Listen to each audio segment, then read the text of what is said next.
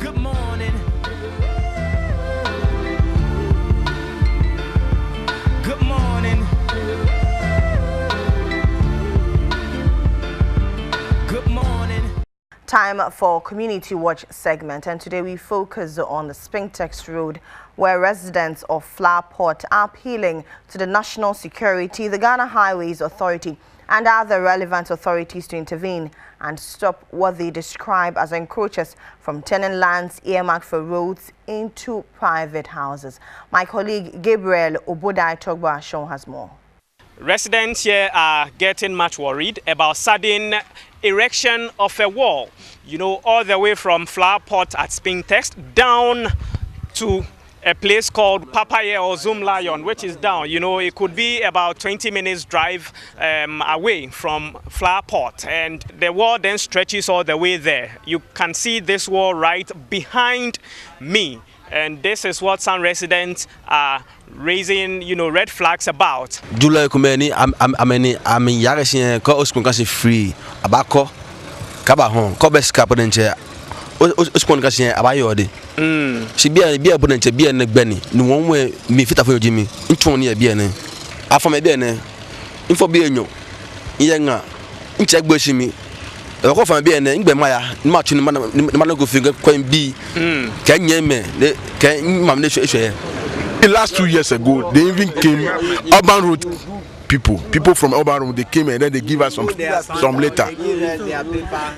And they say, if it is time for them to come and construct, they will let us know so that we will move and then they will come and do their work. But this one, no information. No information. Then these people came and then they say, oh, they are claiming the road, which we believe that the road, we believe that the land is for the road. It's not for them.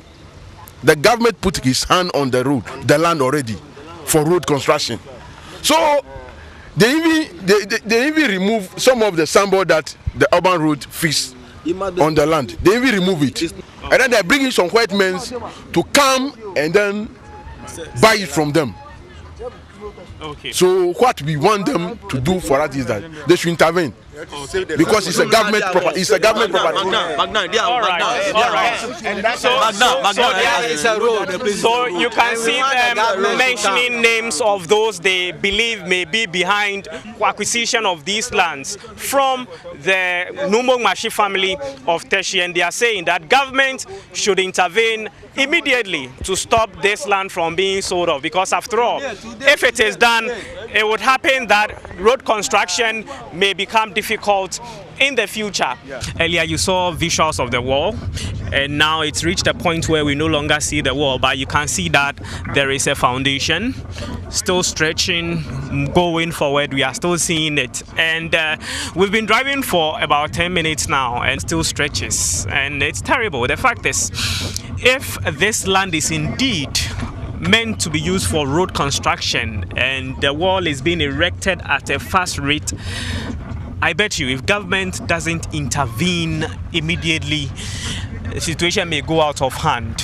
So that is just one area where the problem is. We are moving to yet another area to know more. So this is Papaya, and we are moving to yet another part of Spintex where the land is being acquired in a dubious way.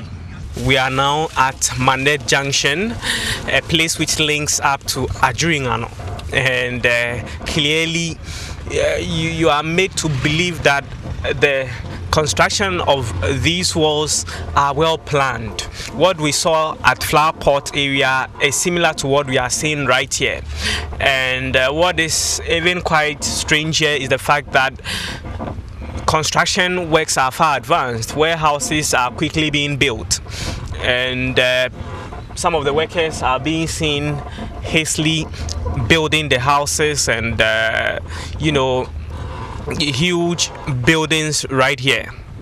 And information we've gathered is that this land has been earmarked, that from the road being constructed from Teshin-Agbliza through Manette is supposed to pass through where we are now to cross over the motorway, the Accra-Tema motorway into Adringano to ease traffic within these vicinities, but the sudden construction of these walls and buildings will then hamper the development of these roads in the near future.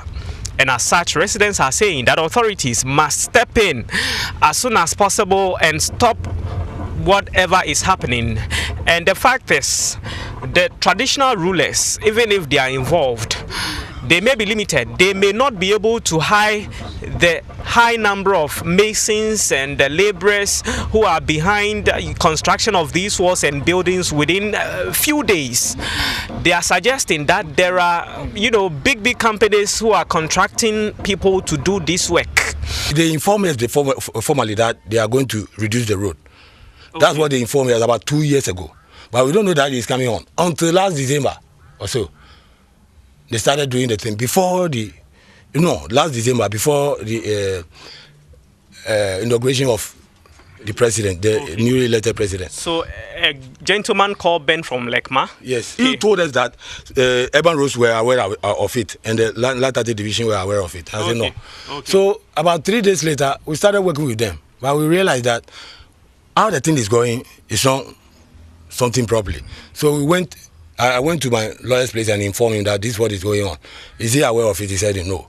But how come you have your land and then some people will be coming and then erecting? You've seen the stretch of land. Yes. So how come we have reported all to these things? All the authorities that are there. This thing was done within 2 weeks, or I think 1 week. Yes. This long stretch of land? Yes. Within a week? Yes, within a week. Because they were using a lot of masons and whatever it is. When you go there right now, you will see langars over there. A lot of them over there. I can take you to the place right now. I'll show you. This guy is langard. This guy is a langard. They have been using the langars. We have been stopping them. The urban road people, one day they told me that they are coming to demolish the thing. I think last Thursday it will be a week. They came in the night and closed the foundation that they have. And they came back to come and dig the foundation again.